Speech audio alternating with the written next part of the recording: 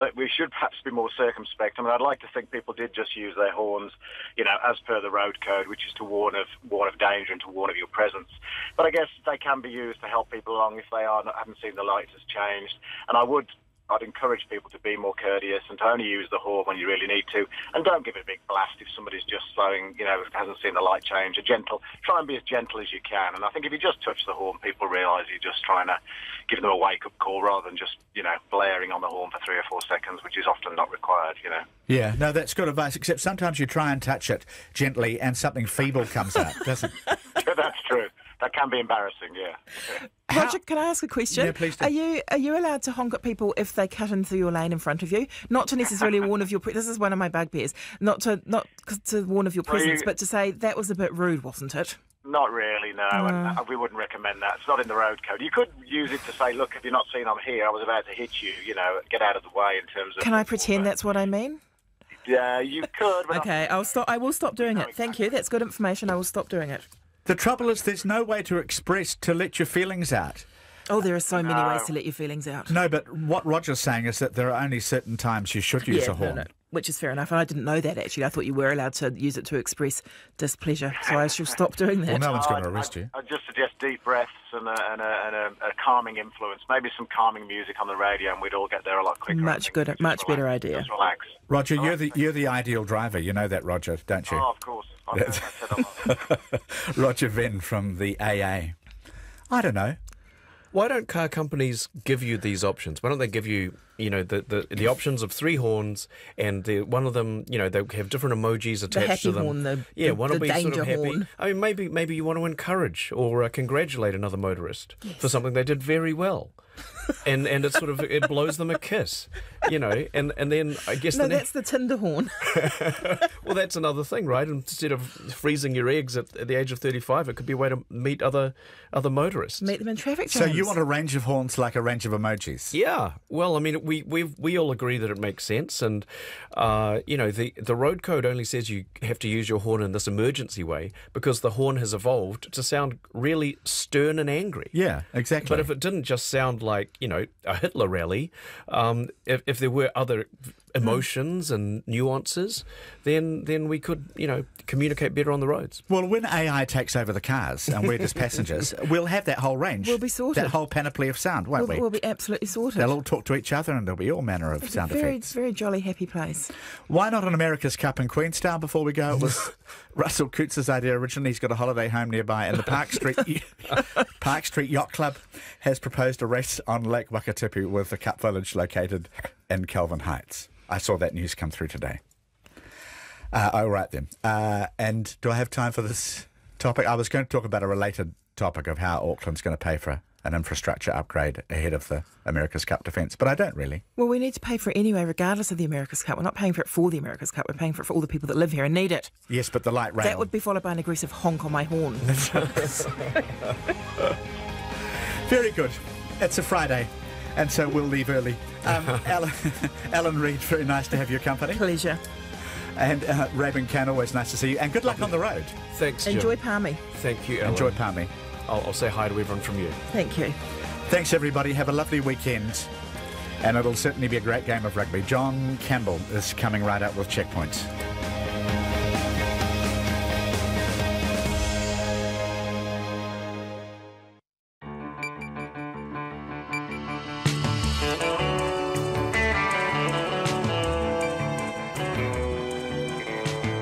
Kia ora everyone. Tonight on Checkpoint, NZTA pulls contract workers from the Manawatu Gorge. It is simply too dangerous to work there and therefore to drive there. What next? A school principal breaks down after seeing his pupils coming to school today and on many days barefoot with only their school bags as shelter from the rain. Protests at the start of the G20 Summit in Germany. A Christchurch couple stuck with a house too unsafe to live in and too expensive to repair. A Taranaki town with no doctor. Kieran Reid celebrates his 100th test in the All Blacks jersey. And with this really exciting test match coming up tomorrow, we celebrate with a panel of Joneses. Ian Jones, Chris Jones and Owen Jones join us with Pavlova to preview the game.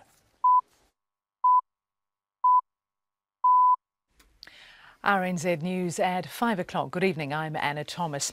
A consumer watchdog says the power company Vector should have been more careful in setting prices before overcharging thousands of Auckland households.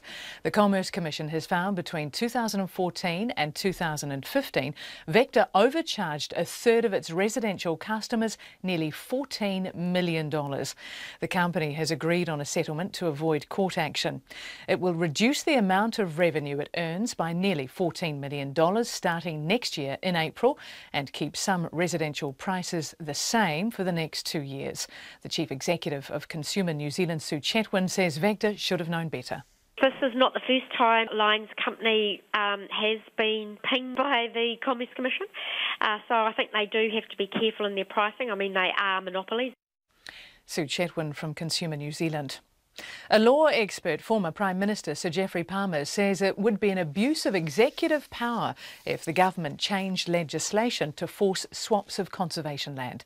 The government wants to make a change to the Conservation Act to allow for land swaps following a Supreme Court ruling blocking the development of an irrigation scheme in Hawke's Bay. Sir Geoffrey says any attempt to reverse that decision would be deeply offensive to the rule of law. It is not really compatible with our democratic framework to have the executive overruling an independent judicial decision in circumstances where rights have been secured by it and they are then taken away. Sir Geoffrey Palmer says such an action would be reminiscent of the decision to overturn the Clyde Dam legal decision by special legislation in 1982. The Transport Agency says it had no choice but to close the Manawatu Gorge road indefinitely because of the risk of more slips. The Gorge road has been closed since April and its reopening has been deferred several times. The agency's transport system manager, Ross Anson, says every time they've got close to reopening the road, there have been more problems. We've been ready to open the gorge 4 times in the last 2 months. And every time we've been about to open, something else has happened. And over the last month, this monitoring has shown us that there is a much greater risk there than we knew about. We had been monitoring for some time. It was going very, very slowly to no movement at all, to suddenly there's a large movement. The alternate route over Saddle Road bypasses Woodville and some businesses there say they're suffering as a result. Ross Anson says the Transport Agency will install extra signs pointing to Woodville. More than 70 police officers have been injured during clashes between riot police and protesters in the German city of Hamburg, just hours before the start of the G20 Summit. Up to 100,000 protesters from around Europe are expected to gather in Hamburg as G20 leaders hold top-level talks. Here's the BBC's James Robbins. Some of those denouncing the G20 as undemocratic were masked and dressed entirely in black, apparently looking for confrontation with police. Stones and bottles met water cannon as other peaceful demonstrators called off their efforts to surround the heavily fortified summit venue. Everything points to a particularly divisive summit, with the leaders split on many issues. The threat posed by North Korea is one of the few things the summit will agree on, but even then governments disagree sharply about the correct response. James Robbins reporting. The government is increasing its pressure on the Anglican Church to rebuild the Christchurch Cathedral, sending a cross-party letter to the church. The Church Synod is to vote in September over whether the city's most famous building should be reinstated or demolished. This week, the government offered the Anglican Church $25 million funding to reinstate the cathedral. The minister responsible for Christchurch's regeneration, Nicky Wagner, says the letter, signed by the leaders of National, United Future, the Māori Party, ACT, Labour and the Greens, will hopefully encourage the Synod to make a prompt decision. An art consultant says a valuable artwork by renowned New Zealand artist Colin McCann, stolen in Sydney, will be difficult to sell on the black market. Stephen Nall says art theft is relatively uncommon in Australia, and the general rule is that thieves only get about 10% of the value of a stolen picture. The 1974 painting, called Comet F-13, has an estimated value of more than $200,000. It's 5 past 5. The British and Irish Lions believe they're on the verge of history, according to assistant coach Rob Howley. The Lions squared the series 1-1 last week with their 24-21 win over the All Blacks in Wellington. If they win at Eden Park tomorrow, they'll become just the second Lions team in history to win a series against New Zealand. The last time was in 1971. Howley says the team's morale is at an all-time high since starting the 10-match tour 6 weeks ago. There's a glint in their eye since Saturday night in Wellington, and that glint hasn't gone away because they know they can create history on the weekend, and that's the challenge and the realisation of where we're at this moment in time. British and Irish Lions assistant coach Rob Howley. New Zealand shot putter Tom Walsh has had his best throw of the season at the latest international athletics meet in Switzerland. Walsh threw 21.97 metres in the final to finish second, 40 centimetres behind Olympic gold medalist American Ryan Krauser. Fellow New Zealander Jack O'Gill finished 8th. And New Zealand golfer Danny Lee has made a strong start to his Greenbrier Classic title defence in West Virginia. Lee has carded a 6 under par 64, putting him in a 6-way tie for third after the opening round. That's 3 shots off the lead held by Colombian Sebastian Munoz. Meanwhile, fellow New Zealander Ryan Fox is tied for 9th after the opening round of the Irish Open. And that's the news. On nights after 7 tonight, a one-way sonic tonic to get you into the weekend. Yes, in. Songs about being in. And we'll try not to leave anything out. Like this.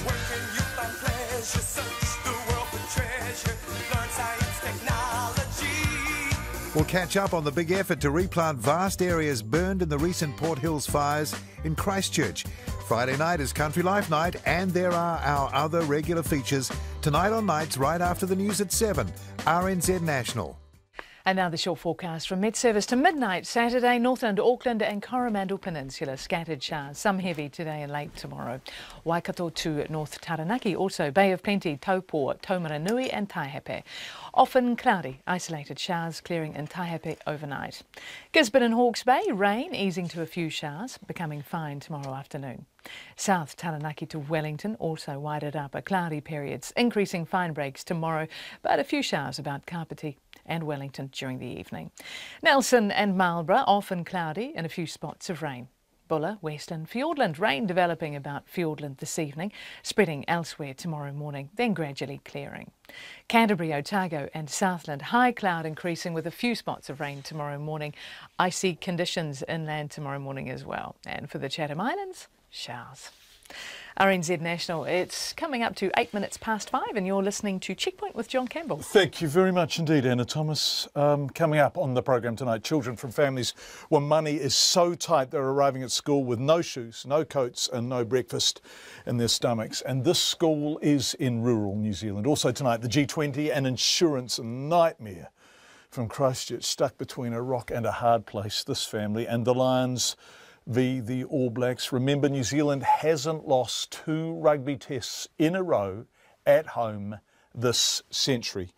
But we begin tonight at the road close sign on one of New Zealand's most fraught pieces of roading, the Manawatu Gorge. Some of you may never have travelled the gorge, but if you live or farm or do business on either side of it, the news that it's to remain closed, as we will hear from Mayor Tracy Collis, is devastating. On one side, Palmerston, North and Fielding. On the other side, the farmlands of the Tararua district, Wairarapa and then southern Hawke's Bay. They're joined by State Highway 3, or more accurately, not joined by State Highway 3 since slips closed the road on April 24th. More slips followed, and now the prospect of a larger and even more serious slip endangering the lives of anyone beneath it. We begin with Ross Ianson answering the question, when will the gorge reopen? We don't know at this stage, John. We've done some monitoring, and that monitoring has shown that there's a rather large rock face and a retaining wall that is moving quite rapidly at the moment. A large moving rock face above you, a drop into a river below. The Manawatu Gorge is simply not safe to drive on at present. Not for the first time either. Closed since April this year. In 2011-12 it was closed for even longer and cost $20 million to reopen, raising an obvious question for the government, NZTA and its representative Ross Ianson. At what stage does it become a situation of throwing good money after bad, spending more money on this road? That really will depend on what our monitoring tells us. Monitoring. This is a road under constant surveillance, and lately the results have been bad, followed by bad. And we've been ready to open the gorge 4 times in the last 2 months. And every time we've been about to open, something else has happened. And over the last month, this monitoring has shown us that there is a much greater risk there than we knew about. What's frustrating to those who depend on the route is that this isn't new or even close to new. The phrase high maintenance could have been invented for the gorge, but today the tone changed from when to if. And Tracy Collis, the mayor of the Tararua district on the east side of the gorge, well, what does she make of that? Look, I'm devastated for the whole community, actually, because it's been a period of real frustration. What does it mean? Why is it devastating news? There's 2 sides. The businesses are obviously struggling, so today it's been a real shock for them. This is businesses in Woodville, which the alternative route bypasses? A portion of the cars are bypassing, and I had a new road count carried out last week, and that was absolutely devastating for me because it had deteriorated from the 70% of people that were travelling through the town. That's actually dropped to 57%. Which means the number of cars passing through Woodville, a town with a permanent population of just 1,500 people, where business depends on road traffic, has almost halved. I think that there'll be some businesses that'll have to make some decisions, and it'll be around, it may be around staff.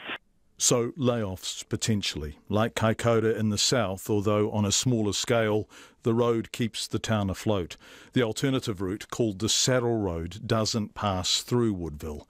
Does NZTA have a solution? How are you going to get people back into Woodville? Once you use the Saddle Road, there's absolutely no reason at all to go through Woodville, is there? And businesses there are hurting through no fault of their own. You're absolutely right there, John. We've got some additional signage being made up. One thing we have learnt, and Mayor Tracy Collis did a bit of a research herself by going for a drive and checking it out, and we know that GPS does send people away from Woodville. So we're going to put some additional signage up. We're getting some special signs made at the Woodville end of the Saddle Road to point people in that direction to get them to that township. OK, but this is really problematic for Woodville because people like to go the shortest route from A to B. So other than signs, there's not much you can do for Woodville. At this point in time, no, there's not, but we will be looking at options and what we can do to actually help the situation a bit more. We're not sure what they are, but we'll keep looking at what we can do. So the road is closed for the foreseeable future. And beyond that, what happens to Woodville? What route might replace the gorge if it can't be repaired? Those options, as you heard, are still being reviewed. The gorge has confounded repair work for a very long time now. Where might a new road be? Is that a realistic option? I think it has to be a realistic option. We've got issues in the gorge. I mean, it's been going for the last 100 years. We've had issues. It's not going to change just purely because of the geology in the gorge.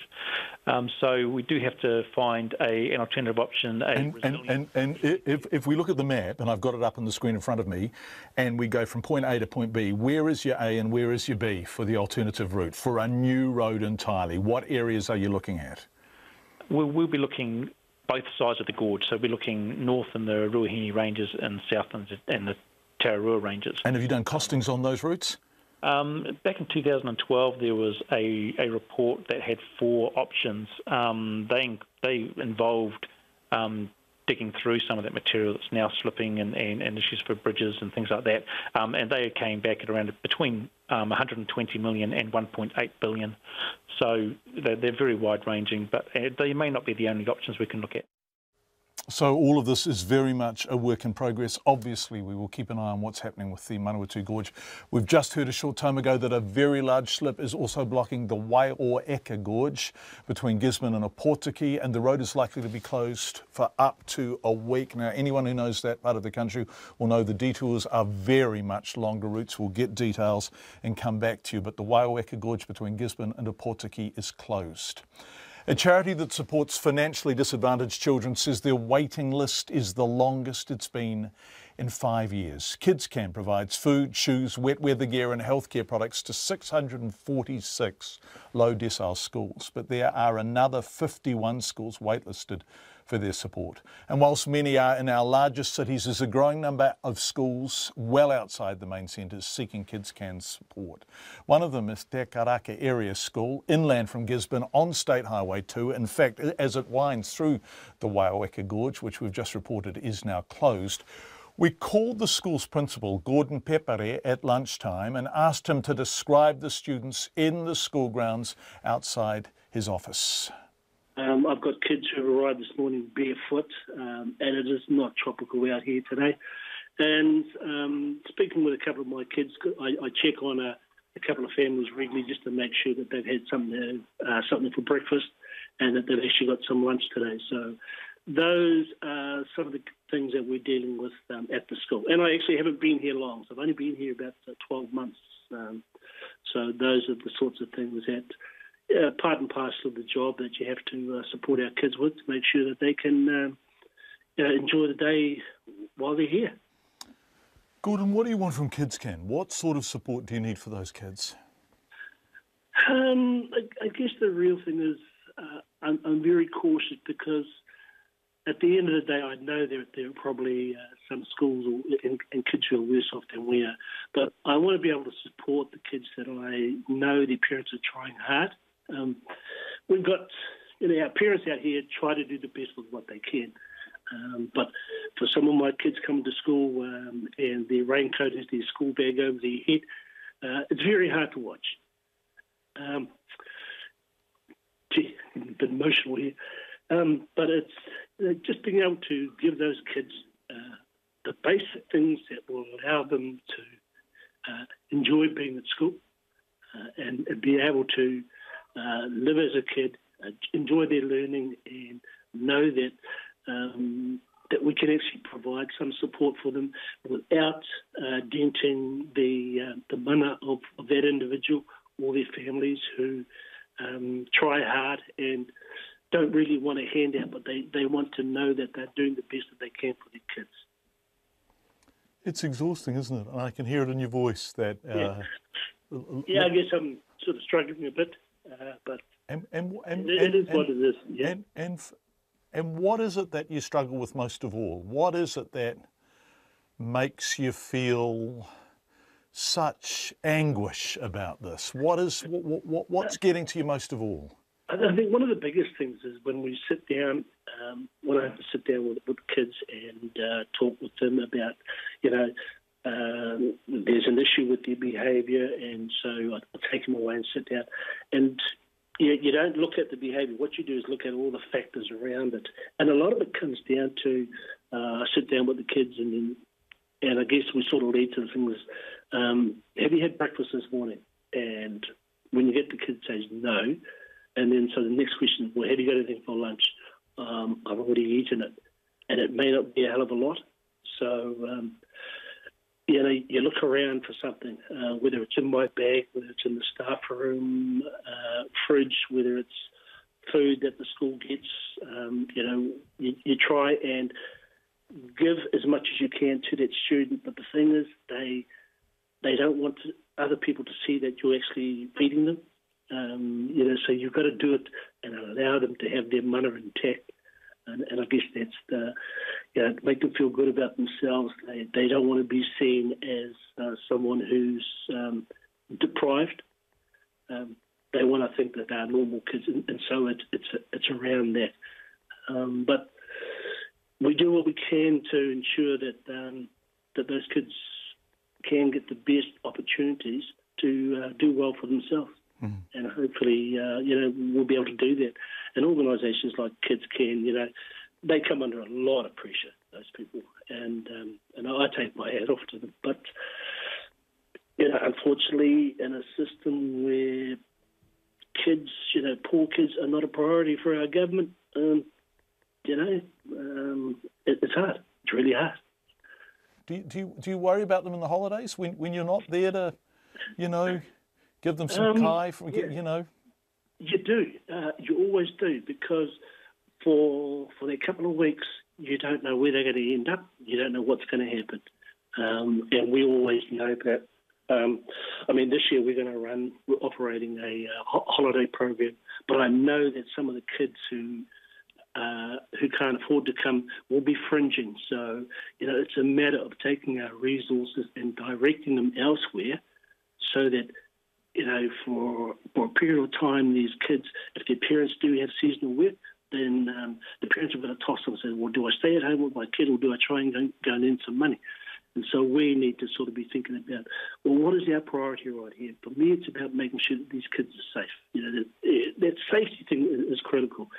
So, we dig into our school coffers and we sort of just try and see if we can get some of our key families in here where we know that they will get looked after while mum and or dad or nan and papa are out trying to earn a bit of coin to support the kids. And so you're a school, but you're also fulfilling the role of a kind of social agency, aren't you? And as you say, you have to dig into your coffers. How much will it cost for you to run a school holiday program, to feed kids and look after kids? Because you have youngsters here. You start at year one, don't you, and go all the way through. Yeah, and we go through the year theory. Yeah. So you do the full gamut, which is pretty lovely, because children could spend their entire childhood with you right at your school, which is a bit of a privilege. But what's the cost? I guess there are two ways. So there is a financial cost in terms of you look at the bank balance. But I guess if you look at the cost in terms of looking at kids with smiles on faces and being real happy about what they're able to participate in and what the school is able to support them with, then you don't look at that. You don't count that. Gordon Pepare from Te Karaka Area School. He's the principal there, one of 51 schools on the waiting list to receive Kids Can support for their children. They are on that road between Gisborne and Opotiki, which, as we are reporting, has been closed by a slip. Coming up on Checkpoint, a Christchurch couple stuck with a house too unsafe to live in and too expensive to repair, and a Taranaki town with no doctor. Don't forget, you can text us for the time at 22 minutes past 5 now. The text number is 2101. You can tweet us at Checkpoint RNZ, and of course our email is checkpoint@radionz.co.nz. Thank you for being with us on this Friday night. The stage is set for this weekend's G20 Summit in the northern German city of Hamburg, and already it has attracted some fairly large protests. More than 100,000 demonstrators are expected in the city, with the leaders of the world's 20 leading economies are gathering. Throughout the afternoon and night, the police used water cannons as protesters threw bottles and smoke bombs during the anti-capitalist Welcome to Hell March, which began about 4k from the summit's venue. The police say 70 officers have been injured. The protests ramped up as the US President Donald Trump arrived, but his day had started very differently in the Polish capital of Warsaw, where he received a much warmer welcome. With more, here's the BBC's John Campbell. The famous port of Hamburg, tonight a disembarkation point for anarchists, anti-capitalists, anti-globalization protesters, and the leaders of the world's 20 richest nations. Protesters, stones and fireworks being met by police tear gas and water cannon. No such hostility when the president ventured out in Warsaw this morning. Not everywhere in Europe would they chant Donald Trump's name so loudly or so approvingly. But with its populist anti-immigration government, this was politically the ideal place to come. You were supported in that victory. And by dint of Poland's history and geography, the perfect location too, to deliver a message about the challenges facing the West. The fundamental question of our time is whether the West has the will to survive. Do we have the confidence in our values to defend them at any cost? Do we have enough respect for our citizens to protect our borders? Do we have the desire and the courage to preserve our civilization in the face of those who would subvert and destroy it? In the 1940s, the threat was Nazism. Today, he identified the threat as Islamist extremism. But he had another target in his sights too. We urge Russia to cease its destabilizing activities in Ukraine and elsewhere, and its support for hostile regimes, including Syria and Iran, and to instead join the community of responsible nations in our fight against common enemies and in defense of civilization itself. That's the most outspoken he's been about Russia, and it comes on the eve of his eagerly anticipated first meeting with Vladimir Putin. But on Moscow's interference in last November's US presidential election, something his intelligence services say is an undoubted fact, the president again equivocated. I think it could very well have been Russia, but I think it could well have been other countries, and I won't be specific, but I think a lot of people interfere. I think it's been happening for a long time. It's been happening for many, many years. Then it was on to Germany and what promises to be a testing summit with disagreements over North Korea, free trade, immigration and climate change. That's the BBC's John Sopel, of course. A small Taranaki town will get 2 new doctors to help fill a really pressing shortage of GPs in the region.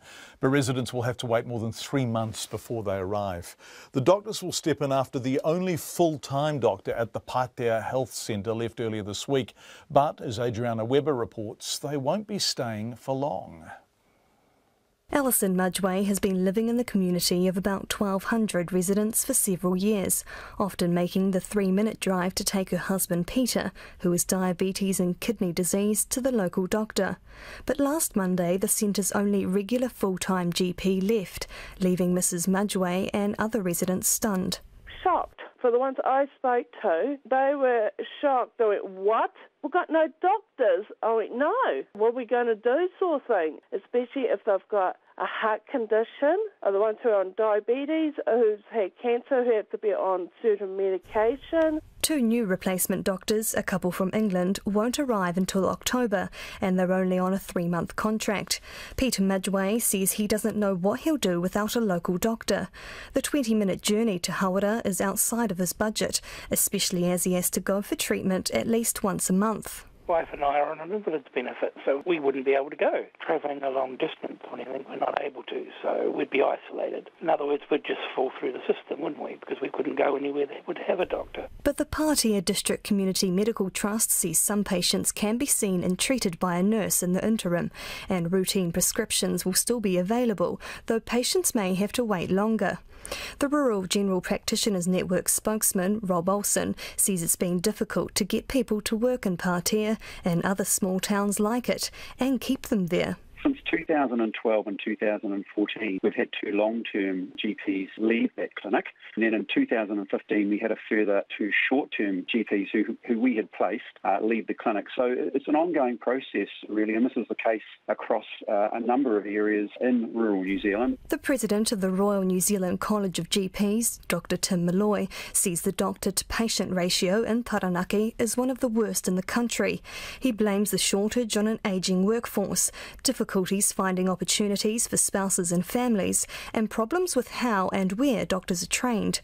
Dr Malloy says getting doctors from overseas to work in the small communities is a good option, but keeping them there long term is difficult. We are entirely dependent on international medical graduates filling our posts in the rural part of New Zealand, and I don't think that's sustainable in the long term. It's certainly been an absolutely wonderful short and medium-term solution, but it should not be a long-term solution.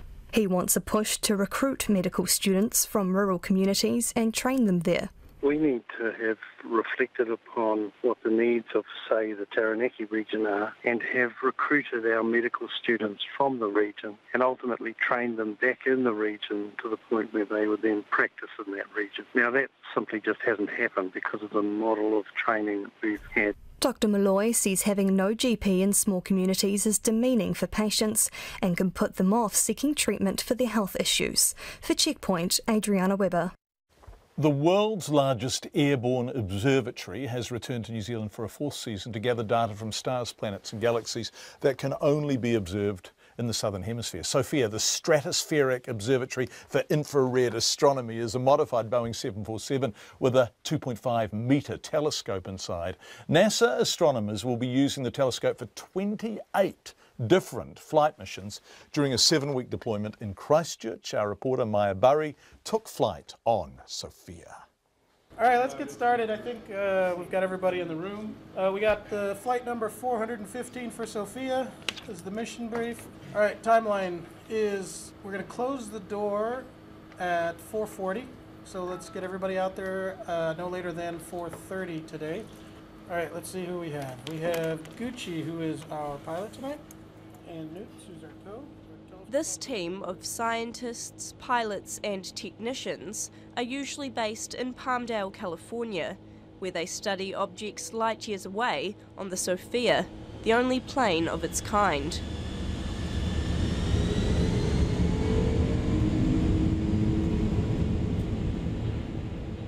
After taking off, each flight tracks a unique 10-hour-long path across the Southern Ocean to get the best possible view of different observational targets.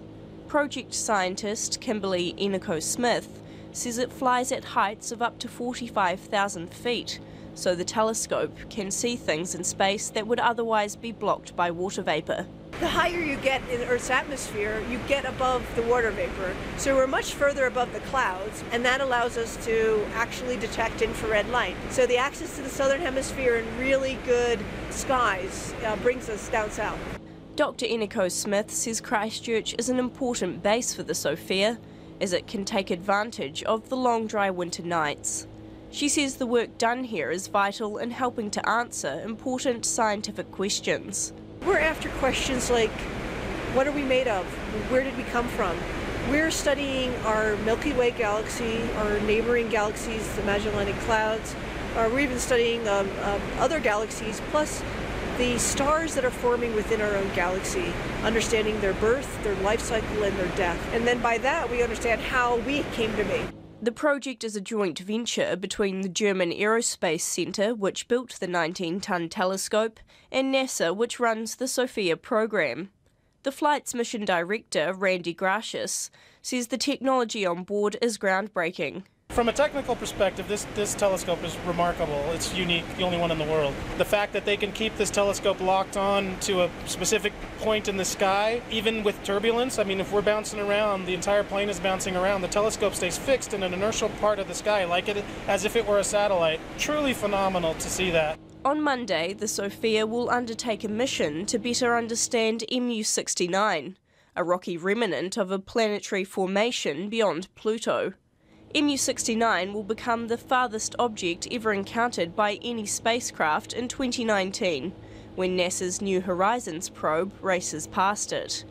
Kimberly Eniko-Smith says it will be taking measurements of the object to help the space probe on its journey. We can get a first-hand look at what the size of the object is, and if the measurement shows any evidence of rings. And if we do find that, that will give the New Horizons team a heads up that area in space where MU69 is might have a potential hazard for that spacecraft to be aware of. Eric Sandberg will be one of 2 people operating the Sophia telescope on Monday's mission.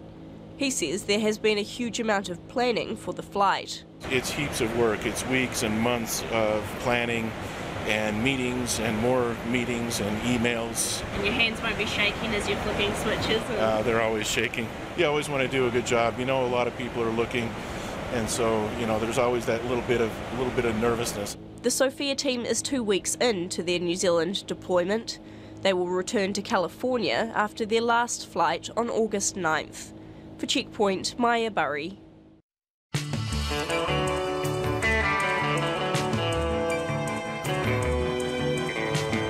Just before we go on, I want to say Maya shot that story herself. Brilliant work, Maya, and it was edited by young Logan Church. Coming up on the programme, our rugby reporter Joe Porter on All Blacks captain Kieran Reid's 100th game, and a Jones panel on the Lions. Former All Black Ian Jones, the BBC's rugby reporter Chris Jones, and Rugby World magazine editor Owen Jones. Join us here to eat pav and cake and talk rugby. Friday night. Excellent. Nona has business news, but first, Anna with the headlines.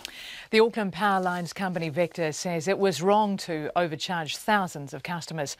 The Commerce Commission has found between 2014 and 2015, Vector overcharged a third of its residential customers nearly $14 million.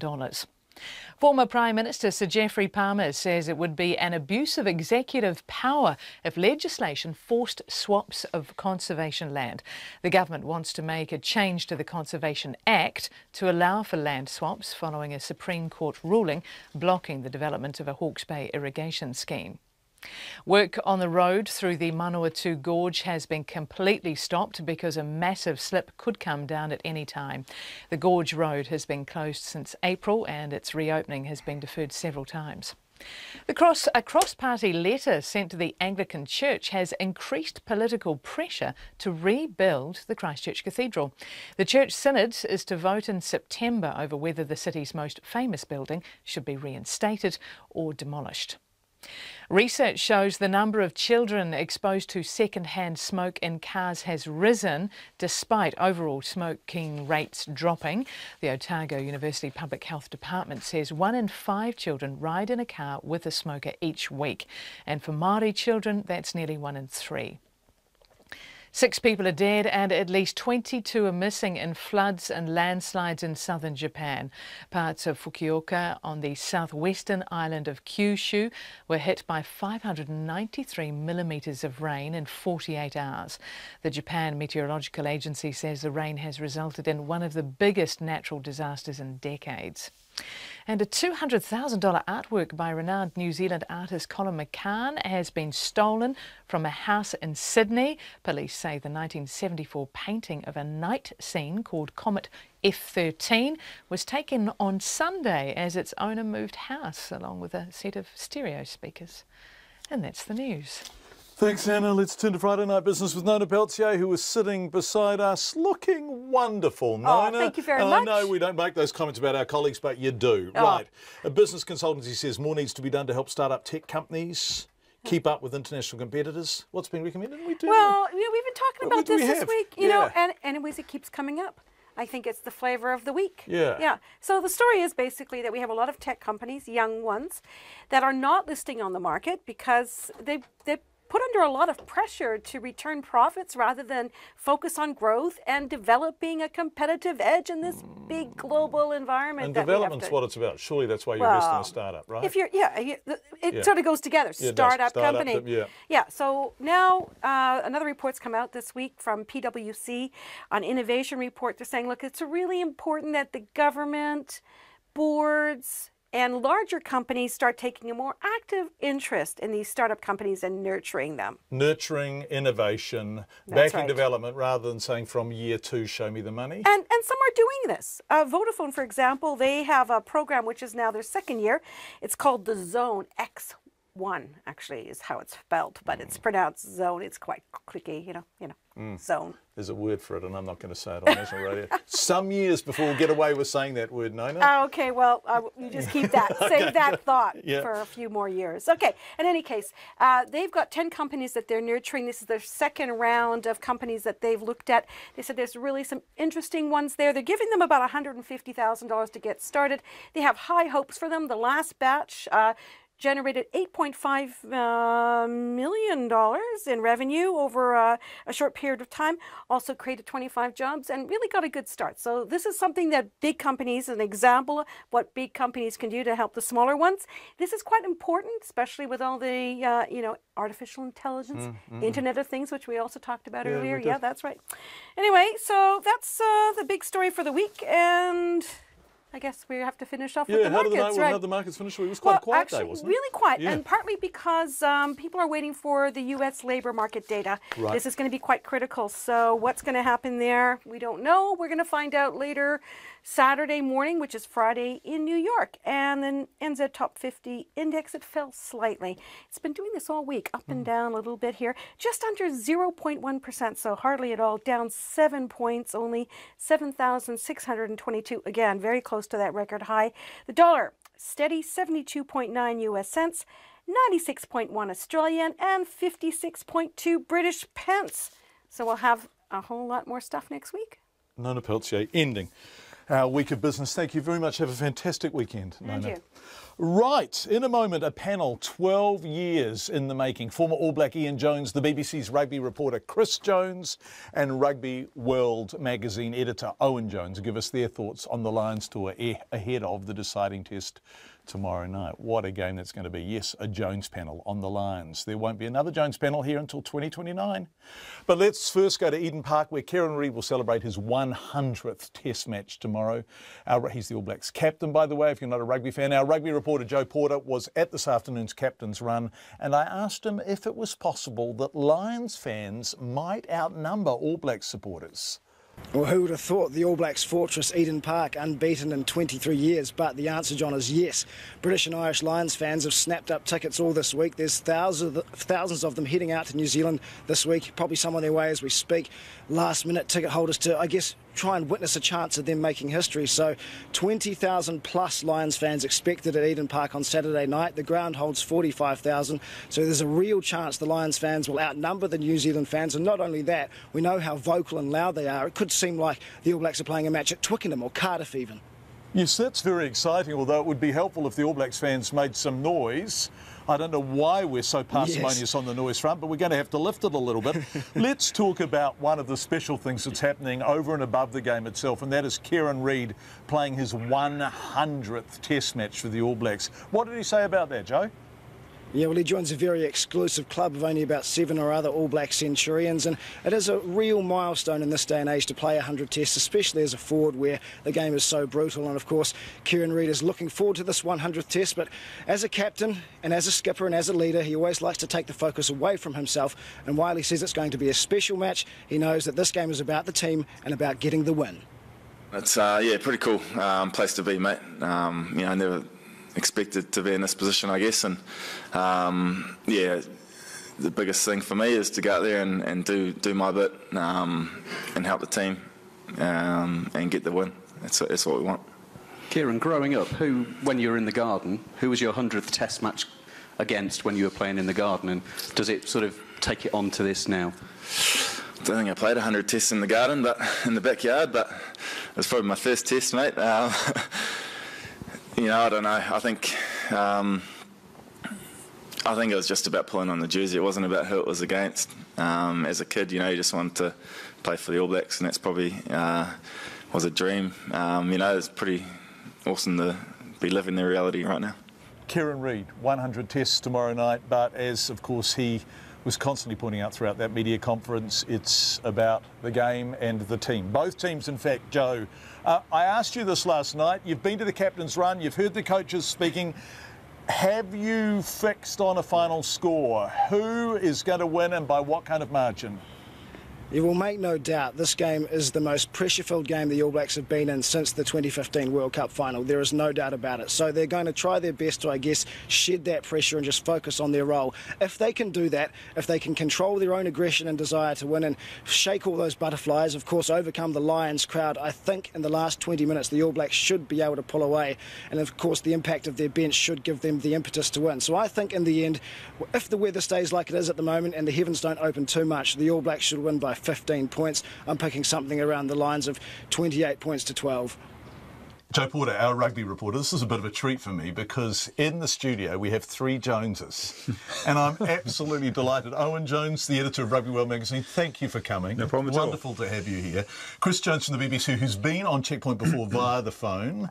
Good to be here in person. Yeah, it's lovely to have you here. Thanks, Chris. And Ian Jones, 79 Test veteran for the All Blacks, fantastic commentator for Sky, now also a mortgage broker, Ian. And mortgage advisor, yes. Yeah. John, 3 Joneses and none of us from Wales. No. No. My dad's watching. I'm half Welsh. I grew up in Wales. I'm fully fledged Welsh. So we're going to get into these English then, John. We're going to get into these. They're going to be fantastic. And I just want to say, if you're not watching, if you're listening, we have pavlova and sponge cake in the studio, and I'm the only one who's actually indulging at the moment. I'll indulge, Chris. But anyway, it's lovely to have you here. Thank you for coming. Thank you, all of you.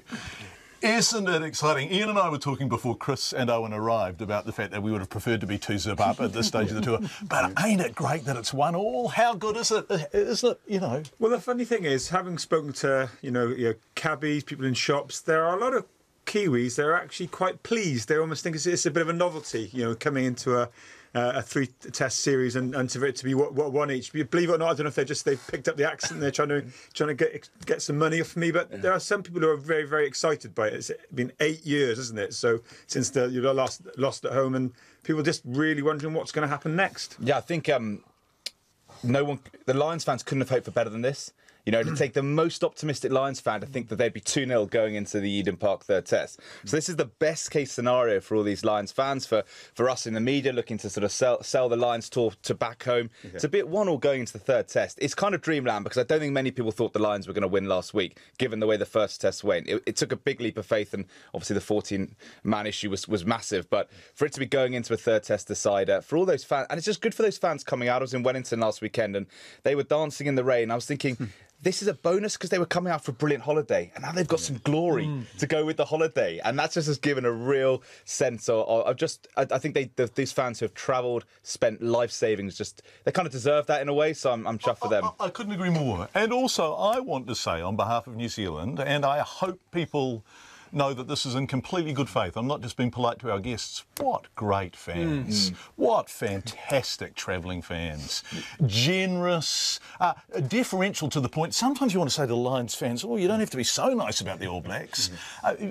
Conversely, though, John, the Lions fans are saying exactly the same about our hospitality. Taking in Lions fans, having good banter with the Lions fans, chatting to them before and after the game. So, look, whilst we're never going to be, I guess, as extroverted as some of the Lions fans or the red coats as we're starting to call them and sing and chant like they do, we're pretty serious about our rugby. We've embraced what they've done also, so it's been a beautiful marriage as well. And I think coming to New Zealand, the rugby's been fantastic, and that was actually what brought them to New Zealand. But just to be part of our country, to be part of our hospitality and what we can offer the world has also made the trip. Chris and Owen, can I ask you about that? Have you been subjected to New Zealand sales pitches, brand New Zealand sales pitches while you're here, the tourism, the wine, all that kind of stuff? Have people been hitting you with that stuff? I think we just, as we were saying just before, we just love the hospitality. You know, the New Zealand Tourist Board have helped us out going wine tasting, you know, on trips in Rotorua, taking us around the various sites there. So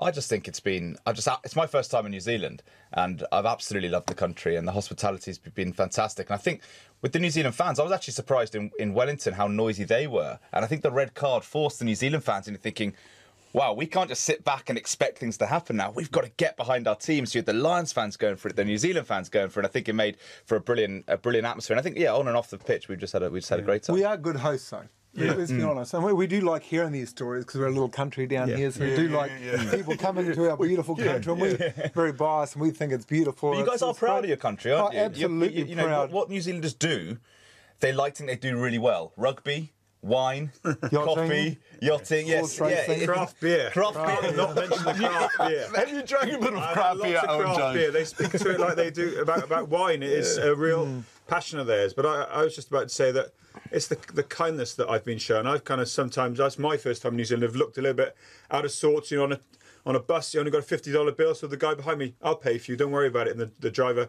was just kind of fine with it, and I got on in a taxi, didn't have anywhere to get to eat, so he just put the ticker off, took me to a supermarket and took me back to the house. It's genuine kindness. Good stories. Time they've got time for you, and that's been a real privilege. And this is even before we've mentioned we're members of the media. They're doing it just out of kindness. So. Well, that's the stories you have to write, not just media. Well, I think we do this to everyone that comes in here. And hey, it's been wonderful to have you. And we're, as I was saying before, we're jealous. In 4 years' time, we go to South Africa. We want you back, don't we? Well, I think a lot of Lions fans, because this is the ultimate challenge for rugby. I mean, South Africa is a great country to tour as well, isn't it? I mean, that's an amazing country like New Zealand. There's so many different places to see. But I think once the Lions have tested themselves against this All Blacks team, and unless South Africa massively picks itself up in 4 years or Australia in 8, people would think, I wouldn't mind going back to New Zealand and trying, because this is the ultimate Lions tour in terms of challenge on the pitch, isn't it, to play the All Blacks? Let's talk about the rugby. Ian Jones, you and I both thought, and I think, and I don't want to put Owen and Chris words in your mouth, but I think after that first test, I thought that we would romp home in a second. I thought that as well. And look, this is a very, very good All Black side, John. No question about that. And you got to look at that Wellington game, I guess, in isolation with the 14v15. It had a huge bearing on it. The history books will always say that the Lions won down there by 3 points. And they took their chances, right? Absolutely took their chances. And what they did, what the Irish team did in Chicago, and what very few teams that had taken on the All Blacks could do, they stayed in the contest for longer than the All Blacks could stay in the contest. The All Blacks are very good at applying pressure for longer than any other team and normally come out on top. The Lions hung in there. They hung tough. The subs coming on actually kicked on that last sort of 20 to 25 minutes. and outplay the All Blacks in that crucial last 10 minutes time. Yep, fatigue is going to be a huge factor for the All Blacks. I was there, John. I was really, really proud of what the All Blacks were doing up there. It was just a mammoth effort, but it has set up. It's going to be an epic counter at Eden Park. It's going to be great. Yeah, it was a bit of a mess from the Lions' point of view. Once Sonny Bill went off in the 25th minute, you know, they were giving away so many penalties. A lot of people were saying they're blowing it. They're blowing it. They don't know how to cope with the 14 men. And, you know, Maki Vunipola, uncharacteristically, seemed to lose his head. He obviously got his yellow card for a couple of transgressions. And it was. Funny enough, I was in a watering hole last night, and I watched that. That last 10 minutes was just huge for the Lions. The front up tacklers, you know, getting that try through Conor Murray, they almost ran out of steam. I think you could tell they're tired. You know, Kieran Reid hadn't played much rugby either. You could tell. And also, I wonder about, you know, New Zealand. The All Blacks had to deal with the psychological hurdle of only having 14 men. The Lions had to deal with the psychological hurdle of being up against 14 men, because suddenly you think, hell, we have to make this count, right? I think they really struggled with that. They forced in that third quarter. You felt them. Yeah. Actually change their game plan and change their mindset. Not to be, let's just play, we've got a game plan, we've got good players, we've got a good strategy. They suddenly were forcing things. And I think a lot of those penalties were them thinking, we've got to get the ball back because we've got to get down that end of the pitch and we've got to make this man advantage count. So I thought the Lions had blown it. I was saying to a colleague next to me in the press box, I was like, this inquest is going to be savage because they're going to be beaten by 14 men when all the stars are aligned to take it to the series decider. So A, they deserve massive credit for clawing their way back into the game, but B, I think we can forget that it was 14 on 15 for an hour, and the All Blacks actually played extremely well when down to 14. I thought their forward pack, even though overall they did lose, that they lost the war. I thought they won so many battles in that game, and that's what sets it up nicely. And I think the few Lions fans might just have got caught up in the euphoria of that second test forgetting that actually I still think New Zealand were the better team for much of that game. Now, John, then it just flicks over to Eden Park and expectations. Like 2 weeks ago, maybe the expectations to win a series definitely wasn't there for the Lions fans, may not have been there for these men, the reporters. I don't even know if it was there for all of those players there. Now, they've given themselves a royal chance of actually making history and winning a series here in New Zealand. And with that comes a lot of pressure. With that comes a lot of expectation. Who's the pressure on? Yeah, good I question, actually personally think the pressure's more on the Lions because they've given themselves something they never dreamed of 2 weeks ago. The All Blacks always expected to win this series. So they're where they knew they were going to be with a chance to win the series. These guys are where they didn't think they're going to be to win a series. And if they blow it, a huge disappointment. Although a huge disappointment from the position of having been 1-1 after 2 tests, right? So at some level now, this series is a success already for the Lions and Gavin. Do you think so? Does it make any difference? I think taking it to a decider. They're here to win, I guess. I think if the Lions lose, unless the Lions get blown away by 40 or 50 on Saturday, there will still be a feeling that this tour, it wasn't a success because every Lions fan, every Lions player, every Lions coach wants to win it. But given the odds were so stacked against the Lions in terms of preparation, in terms of the team they were coming up against, going away from home, the fact they've taken it to a decider, albeit a little bit fortunately maybe because of the extra amount, it's funny, the Lions have so much to gain, but the All Blacks have more to lose than gain. Because this All Blacks team won't write their legacy by beating the Lions. They wrote that by winning back-to-back World Cups. I don't know if you'd agree. The Lions, it's all or nothing on 80 minutes. Which is why the pressure's on them. But then, agreed. Yeah, no, I can see. You don't get to the top of this cliff and be in sight of success and then have it taken away from you. I see that point for sure. Yeah, I see that point for sure. I'm sorry, Joe, but what happens do All Blacks fans, if they lose this series, the All Blacks, does that tarnish Steve Hansen's legacy? Does it tarnish the 2015 World Cup legacy? Or, as Hansen was kind of hinting at yesterday in the press conference, is this kind of a new chapter of New Zealand rugby because of all those retirements in 2015? It's definitely a new chapter. It's a new year and they move on pretty quickly. It will not tarnish Kieran Reid's 100th test. It won't tarnish that. It'll be disappointing for him and they'll live with that for the rest of their lives. Steve Hansen's legacy is set in stone, what he's done for the All Black brand, what he's done at the Rugby World Cups. I mean, but it's also there, they have to take it as well. So, John, even though I'm a New Zealand rugby fan who loves to go to a game knowing our boys are going to win, it's not like this time. I'm actually having to go there not actually knowing the outcome of the game. I'm nervous. I'm really nervous. I go dry in the mouth when I think about it. When it came to us talking about pressure, I mean, clearly you're going to see column inches saying the All Blacks are under pressure, but having gone to both press conferences yesterday, I thought Steve Hansen was very relaxed. It was outstanding. He was outstanding. Some lovely little anecdotes, and again said this won't define us. Whereas Warren Gatland was a little bit edgier. It was a bit more tense, And despite it, lots of people saying the All Blacks are under pressure, Warren Gatland knows this is their one shot. This goes back to the point about exactly one shot at their legacy. And just going back, it just points to the deference in world rugby to New Zealand. I mean, sometimes when you're a New Zealand rugby fan or a New Zealand, coach, management, anyone involved in New Zealand rugby, you just don't realise outside the bob quite how agog people are at the dominance of New Zealand rugby. And again, we pointed to all the kind of lack of preparation time. When they talked about going down to 14 men, yes, maybe with club sides that know each other, back to front, they may have practiced going through scenarios of 14 men. But these guys have only just got together. And All Black hasn't been sent off for 50 years. It was probably at the bottom of the preparation list for Warren Gatland. How to cope with it. An All Black sent off at the Westpac. You just couldn't believe it. So it's just the beauty. It's what sport throws up. Right. This has been fantastic having you in the studio. Let's end looking forward to tomorrow. Owen Jones, editor of Rugby World. What do you think is going to happen? I read a quick stat this morning that it was 1937 when the All Blacks last lost a 3-match series against South Africa, which is fairly staggering, 80 years, which shows how difficult it's going to be.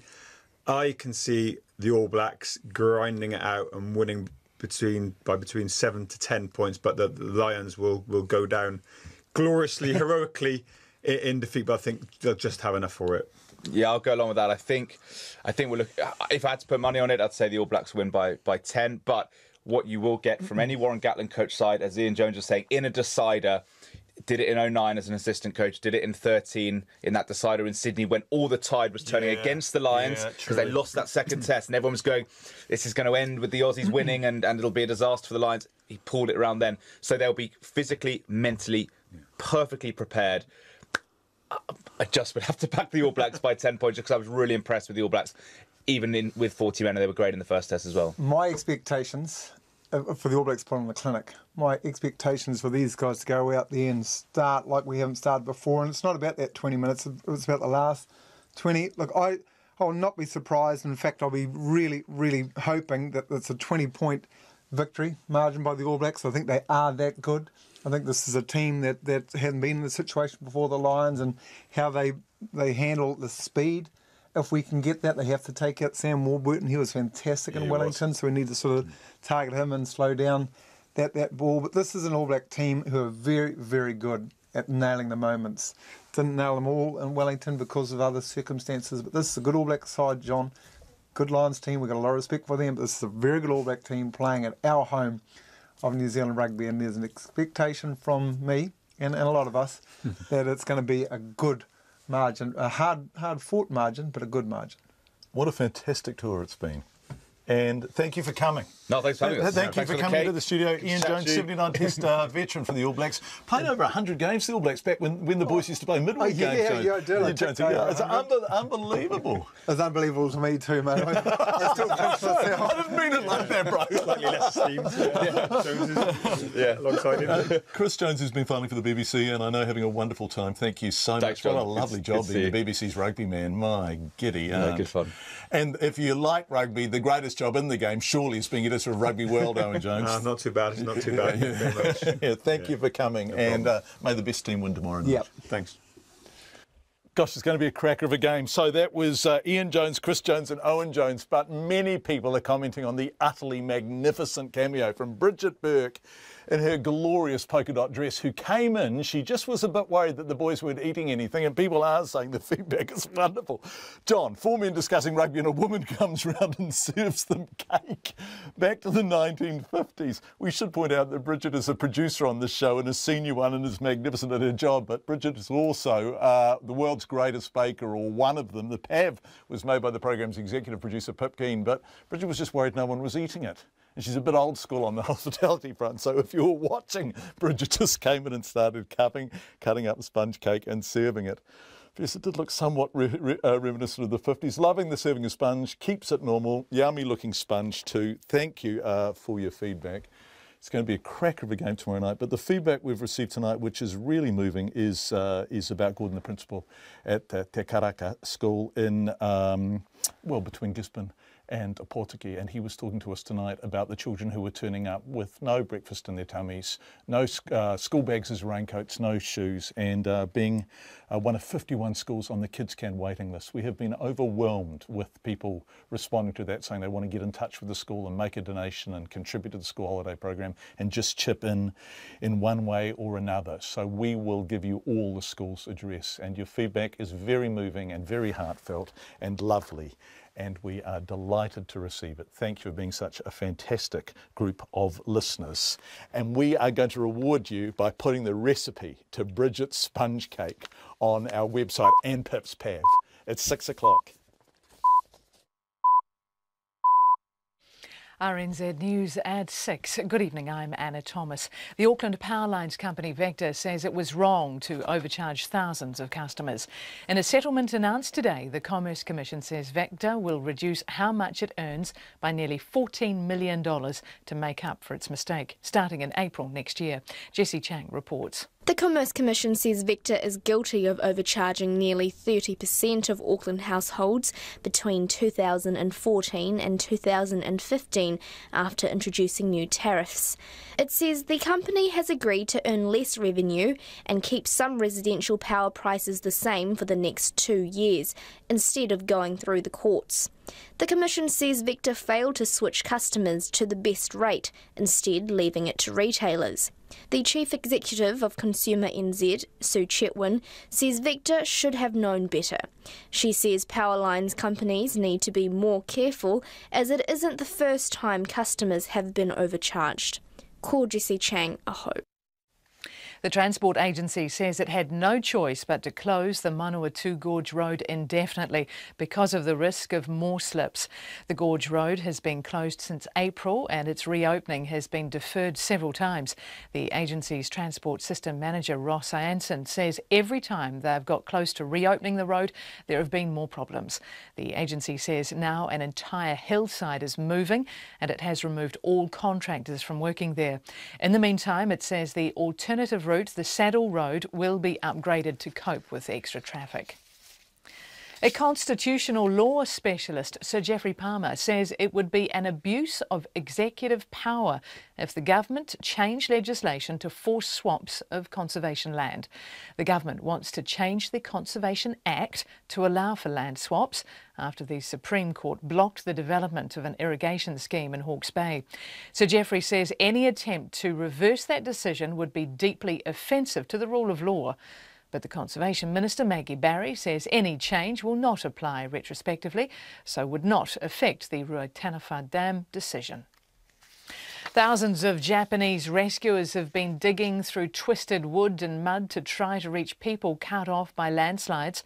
Unprecedented rain in parts of Fukuoka and on the island of Kyushu has sparked deadly flooding and slips, and more rain is falling. The ABC's Rachel Mealy reports. The government says 6 people have died and 22 remain unaccounted for as rain continues to fall over northern Kyushu. 522 people were rescued yesterday when rivers across the region broke their banks and landslides cut off roads. They say 1,100 people are isolated today and Japan's military are transporting food and medical supplies wherever they can. 12,300 personnel have been conscripted to the relief effort. Rachel Mealy in Tokyo. Research shows the number of children exposed to second-hand smoke in cars has risen, despite overall smoking rates dropping. A letter in the New Zealand Medical Journal today from Otago University's Public Health Department says 1 in 5 children ride in a car with a smoker each week, and for Māori children that's nearly 1 in 3. The government has resisted banning smoking in cars with children, despite surveys showing public support over 95%. And the Health Select Committee recommending a ban. Such bans are in place in the UK, parts of the US, Canada and Australia. The American entertainer Bill Cosby is to face a retrial on charges of sexually assaulting a woman in 2004. A jury last month failed to reach a unanimous verdict. The ABC's Brooke Wiley reports. Judge Stephen O'Neill signed the order requiring all parties to return to court in November for the retrial of entertainer Bill Cosby. The 79-year-old comedian is charged with drugging and sexually assaulting Andrea Constand at his Pennsylvania property in 2004. Last month, Judge O'Neill declared a mistrial after the jury failed to reach a consensus following 52 hours of deliberations. The trial is set for November 6. Brooke Wiley reporting. The world's largest Airborne Observatory has returned to Christchurch for a fourth season to gather data from stars, planets and galaxies that can be observed only in the Southern Hemisphere. The Stratospheric Observatory for Infrared Astronomy, or Sophia, is a modified Boeing 747 aircraft carrying a huge telescope. It will complete 28 flight missions before returning home to California in August. Sophia's project scientist Kimberly Aniko Smith says they're using the telescope to try to better understand the history of the universe. We're after questions like, what are we made of? Where did we come from? We're studying our Milky Way galaxy, our neighboring galaxies, the Magellanic Clouds, plus the stars that are forming within our own galaxy, understanding their birth, their life cycle and their death. Scientist Kimberly Aniko Smith. It's 6:05. The All Blacks captain Kieran Reid says a New Zealand win rather than his 100th appearance in the black jersey is more important to him ahead of tomorrow night's series decider against the British and Irish Lions at Eden Park. Reid will become New Zealand's 7th All Black centurion tomorrow night in what will arguably be his most important test as an All Blacks captain to date. The 31-year-old says he's tried not to reflect on his personal achievement too much. I've certainly got a few extra messages and things that have come my way, I guess. But to be honest, it's a team thing, and I certainly get my joy out of us, going out there and getting the win. The All Blacks captain Kieran Reid. The Team Japan helmsman Dean Barker says he had mixed emotions about Team New Zealand winning the 35th America's Cup in Bermuda. Barker, who was skipper for Team New Zealand in their infamous loss to Team USA 4 years ago, congratulated the team on wresting the cup off Team USA skipper Jimmy Spittle. Barker says he's thrilled that the America's Cup will be held back in New Zealand, but admits it was tough not to be part of their successful campaign, given his long history with the crew. Team Japan were knocked out of the Challenger Series semi-finals by the Swedish team. And that's the news. Tomorrow morning, neuroscientist Dr. Mariano Siegman learned to control the temperature of his fingertips. Who knows where that could lead? He's happy to speculate. Izzy Robertson is a teenager with firm opinions about the ethical swamp our quest for longevity could lead us into. And Marcus Thomas and Neil Silverwood on the charm of deep, dark, damp and dangerous places. Join me, Kim Hill, tomorrow morning from 8 on RNZ National. Now the short forecast from Met Service to midnight Saturday. Northland, Auckland and Coromandel Peninsula, scattered showers, some heavy today and late tomorrow. Waikato to North Taranaki, also Bay of Plenty, Taupo, Taumaranui and Taihape. Often cloudy, isolated showers clearing in Taihape overnight. Gisborne and Hawke's Bay, rain easing to a few showers, becoming fine tomorrow afternoon. South Taranaki to Wellington, also whited upper cloudy periods. Increasing fine breaks tomorrow, but a few showers about Kapiti and Wellington during the evening. Nelson and Marlborough, often cloudy and a few spots of rain. Buller, Westland, Fiordland, rain developing about Fiordland this evening, spreading elsewhere tomorrow morning, then gradually clearing. Canterbury, Otago and Southland, high cloud increasing with a few spots of rain tomorrow morning. And for the Chatham Islands, showers. RNZ National, it is 6:08 and you're listening to Checkpoint with John Campbell. Thank you very much indeed, Anna Thomas, and thank you for being with us over the past fortnight. It's been a pleasure. Delightful colleague, a model of professionalism. Great vowels, great consonants, all those wonderful things. What a great crew that you've got on here. Yeah. It's a pleasure. It's been nice having you amongst us. Thanks, Anna. Thanks, look forward buddy. to working with you again. Have a great weekend. Thank you, you too. Anna Thomas, who's been filling in with while Big Katrina's having a break. Coming up, the Christchurch family who found themselves stuck in a house that's too unsafe to live in and too expensive to repair.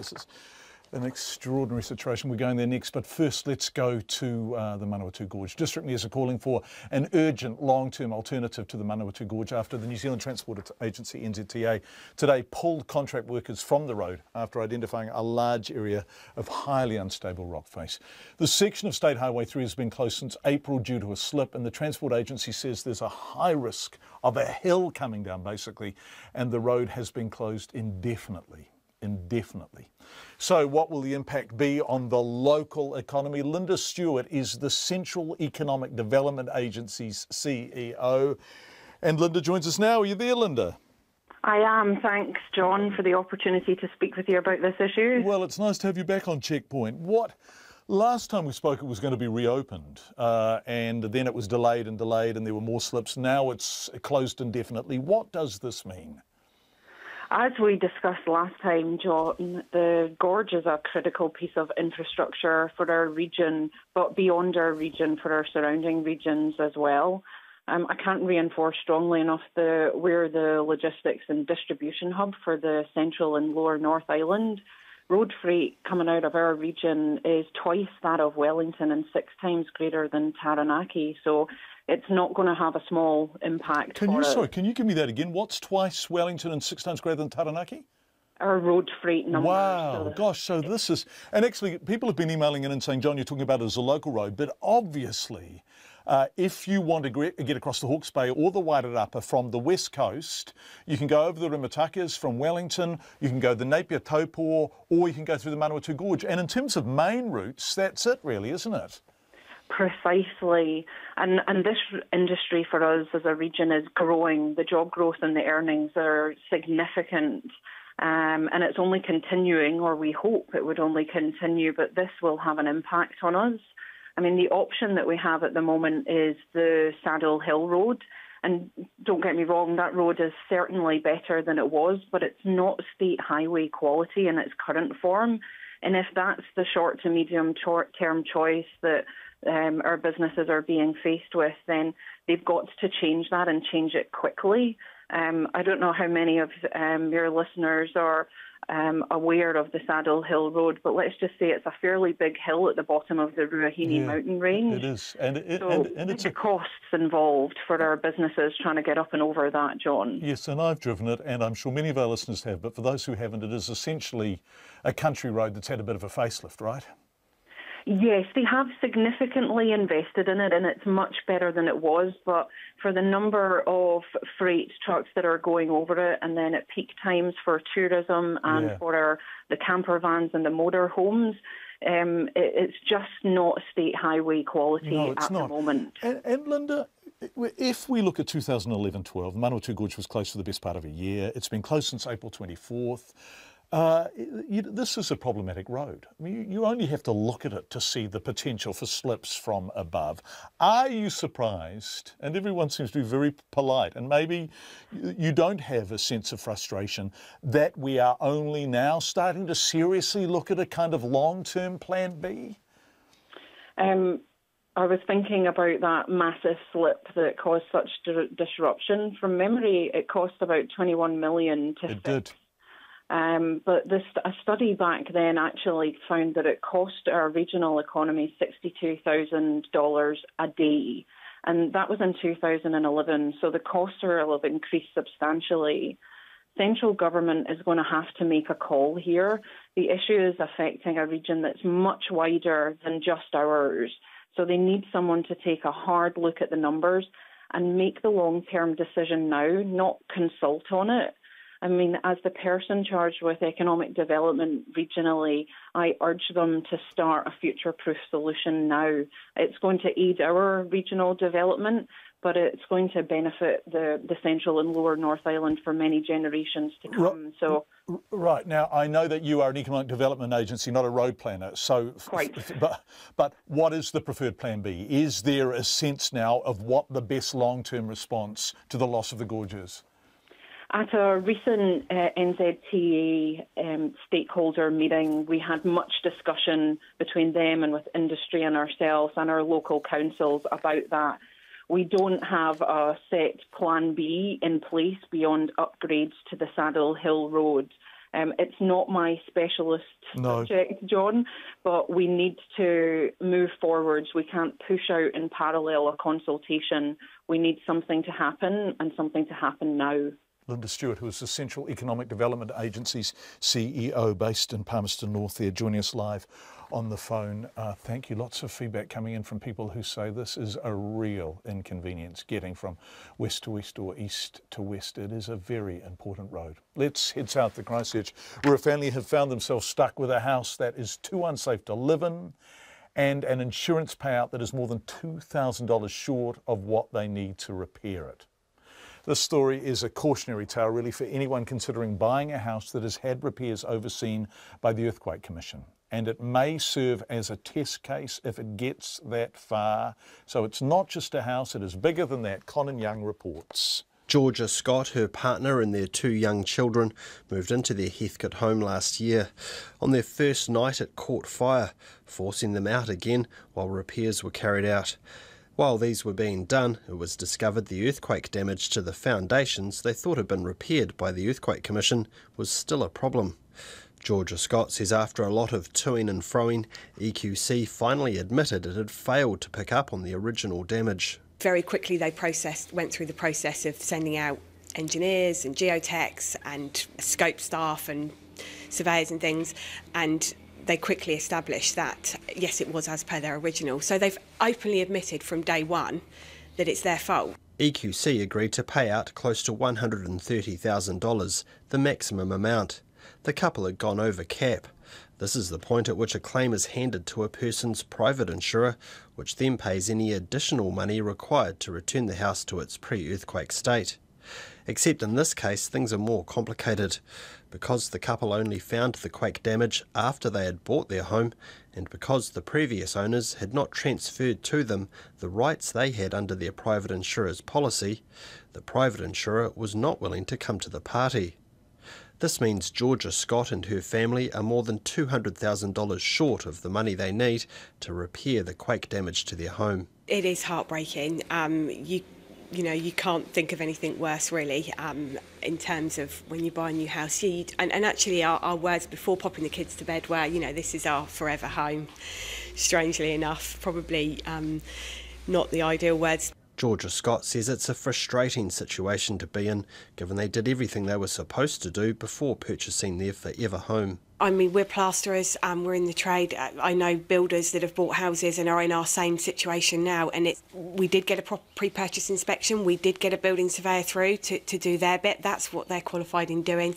You know, most people do that nowadays, and still they've let us down. She says if EQC had done its job in the first place and fixed the damage to the foundations, they would not have been in this position in the first place. If we hadn't have had the fire, we would be probably living in the property completely unaware of the situation.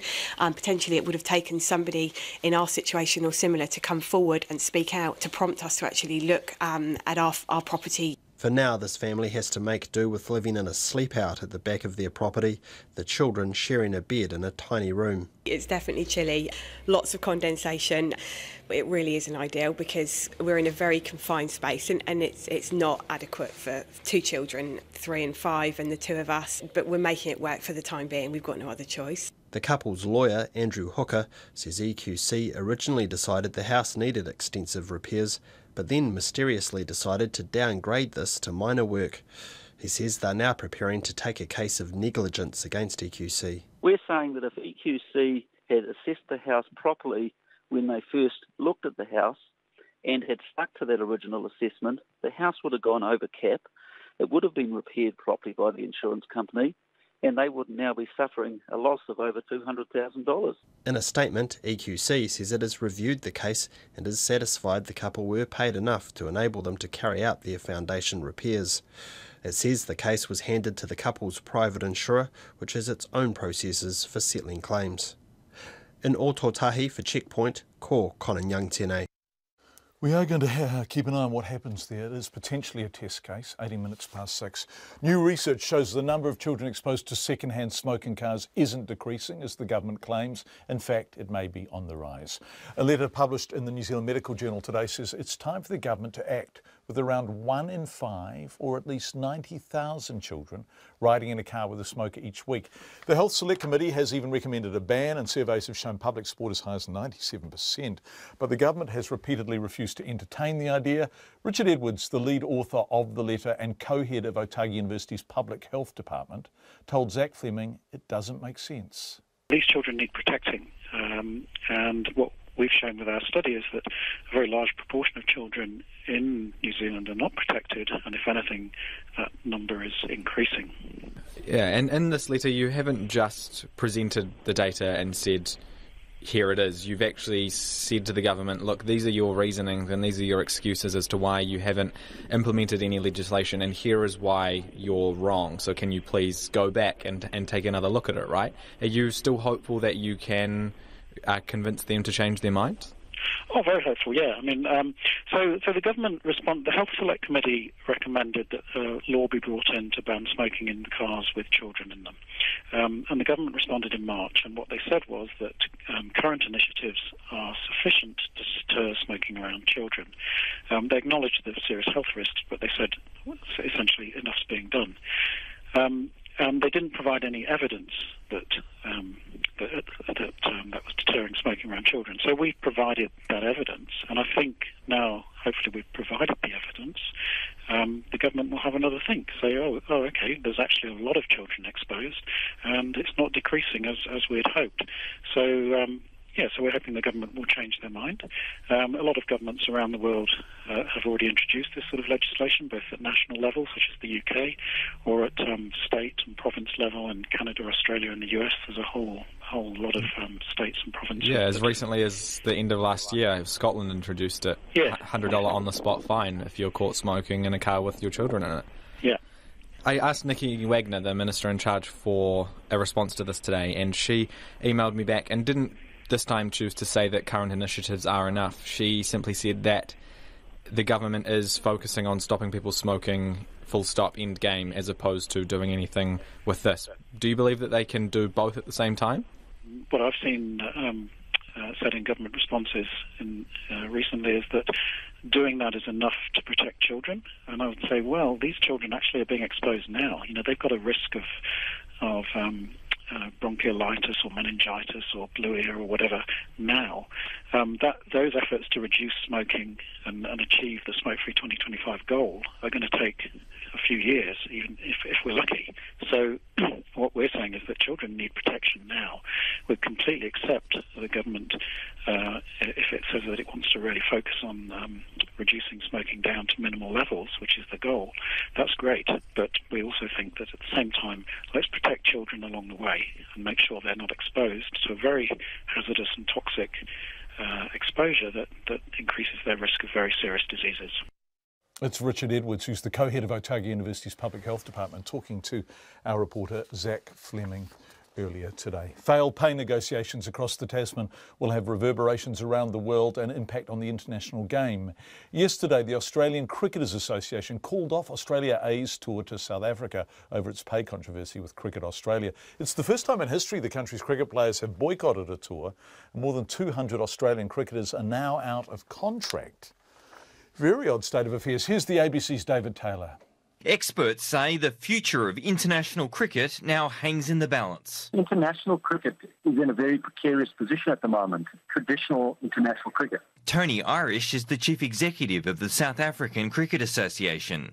He says he's not surprised by the Australian Cricket Association's firm standing in pay negotiations. This dispute is really one in which the players are simply wanting the model retained. The model that's been there for 17 years that served Australian cricket well. They're not asking for any more, and they're quite happy to negotiate around that model. Cricket Australia wants to break the model up completely and move to another model. And I think that's where the movement needs to happen, quite frankly. He says the rise of 2020 cricket means professional cricket players now have viable career options outside of traditional international cricket. And with aggressive TV ad campaigns like this one, you can understand the attraction. Like the fuse, gonna watch it blow. There is an alternative market for players. Players do not have to play international cricket anymore in order to have a high-profile career in cricket. Cricket commentator Gideon Haigh. It's confronting. He says the next major hurdle for Australian cricket is the 7-match ODI tour of India in October. You would want to get things resolved by then, otherwise people are going to be a lot poorer. And it's not just the players that will feel a pinch in the hip pocket. Mr Haigh claims corporate sponsors are now starting to get frustrated with the off-field drama. I think the lack of certainty around cricket at the moment is worrying a lot of people outside the game, commercial partners and broadcast partners as well. Indeed, the seriousness of these negotiations is being felt right around the world. The Federation of International Cricketers Associations released this statement in support of Australian cricketers. The Federation of International Cricketers Associations today extended its support to the Australian Cricketers Association and its members. The Federation is also seriously concerned with CA's approach to its dealings with the ACA throughout this ongoing process. Gideon Haigh. It couldn't be a more embarrassing scenario for Australian cricket. In a statement, Cricket Australia says it'll continue to work towards a new Memorandum of Understanding, which is in the interests of both the players and the game. David Taylor from the ABC reporting. Fencing, carving and operating heavy machinery, a typical day in the life of a farmer. But throw in challenges, time limits and over $300,000 worth of prizes and you have the New Zealand Young Farmers competition, dubbed the country's premier rural contest. The competition is in its 49th year and has brought together 7 winners from regional competitions around the country to compete in a gruelling 3-day event in Palmerston North. Reporter Gemma Brackybush was there today for day 2. It's not a competition for the faint-hearted. Competitors were up before sunrise with a long list of tasks to complete in miniature farm lots, from fencing to concrete pouring, planting and installing troughs. Beef farmer Richard French is representing Waikato and Bay of Plenty. I'm just trying to get the bar on the chainsaw here. I've got the chainsaw out, had to untangle it before. And this is all stuff you've done before? Yeah, but it's a bit different when you're under pressure. When you're in a pressure situation, it's all in a bit of a rush and things don't quite go to plan. Today's practical skills covered fencing, butchery, rouseying and truck driving, testing both mental and physical strength. Can I give her a claim? She's all awesome. For Taranaki Manawatu dairy farmer James Lawn, the carving module was second nature. It's nice and slow, making sure the head's out. Nice Superman position. While each farmer has different skills, they're put through all kinds of different farming scenarios. Only 3 women have ever made it to the grand final stage. This year, Lisa Kendall is the 4th. The 25-year-old operates her own ag support service company in Karaka, South Auckland, and is representing the northern region. It's very physical, so I've had a lot of trouble keeping up, but hopefully a bit of quality pays off. She says there are a lot of women working in primary industries and she hopes more will enter the young farmer competition in the future. It's just encouraging girls to try all aspects, I suppose, of farming sectors. They're very, a lot of them are within the industry and do great jobs, but they tend to do probably more like sort of FERT rep type roles or rural banker, that type role, as opposed to more physical things. There are more than 30 challenges over the 3 days, from technical and theory exams to interviews with ag professionals. New Zealand Young Farmers CEO Terry Copeland says technical skills and theory are a huge part of farming today, and the winner needs to be an all-rounder. You can't just be someone that pushes stock around a farm, get them fattened up and ready for creating products. We actually need people that can do everything. We want engineers, marketers, technologists that happen to be farmers as well. Organisers are describing it as the tightest competition in years, but the 7 competitors have no idea where they're placed. The winner will be announced at awards evening tomorrow, where the winner will walk away with a brand new tractor, quad bike and over $90,000 worth of prizes. In fielding for Checkpoint, Gemma Brackybush. Let's go from a New Zealand institution to an English one. There are lots of traditions at the world's oldest tennis tournament. Strawberries and cream, perfectly clipped grass and all-white outfits, of course. But getting a centre court ticket at Wimbledon isn't easy. Many fans are settling in for a second night in what's known as the queue, an enormous yet orderly line, ladies and gentlemen, that's become part and parcel of the great British tournament. The ABC's James Glenday joined the queue. Almost every tennis fan dreams of watching their favourite stars win on centre court at Wimbledon. But advance tickets are hard to get, and if you miss out, your only option is to join the queue. So I've been walking now for about 15 minutes, fairly briskly, past thousands and thousands of people, and I'm still not at the end of the queue. Coming round. The line really has to be seen to be believed. It snakes back and forth through a park and then a golf course. I've never seen a queue with tents. Why are you guys... We're queuing for tomorrow. You're queuing for tomorrow, and it's 1 o'clock in the afternoon. We arrived at 6. So what are you hoping to get?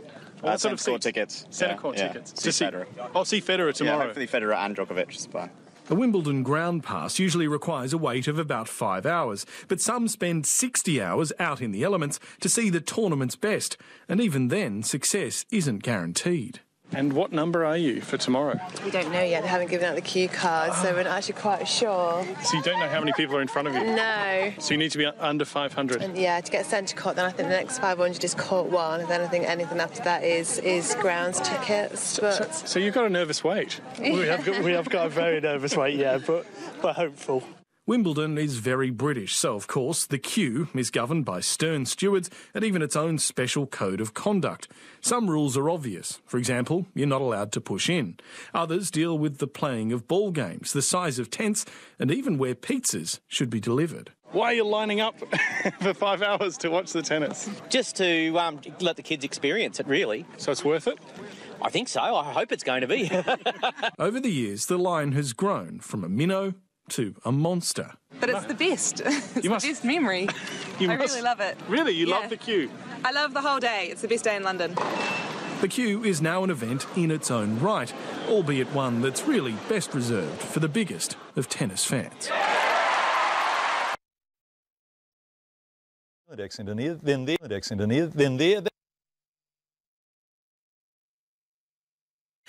RNZ News headlines at 6:30. Good evening, I'm Anna Thomas. The Auckland Power Lines company Vector has admitted it was wrong to overcharge thousands of customers. The roading agency says it had no choice but to close the Manawatu Gorge road indefinitely. The government is increasing its pressure on the Anglican Church to rebuild the Christchurch Cathedral. And a health warning has been issued on eating shellfish from Akaroa Harbour. Our next news and weather is at 7. Country Life this week is looking at the growing presence of Māori in the kiwi fruit industry. Key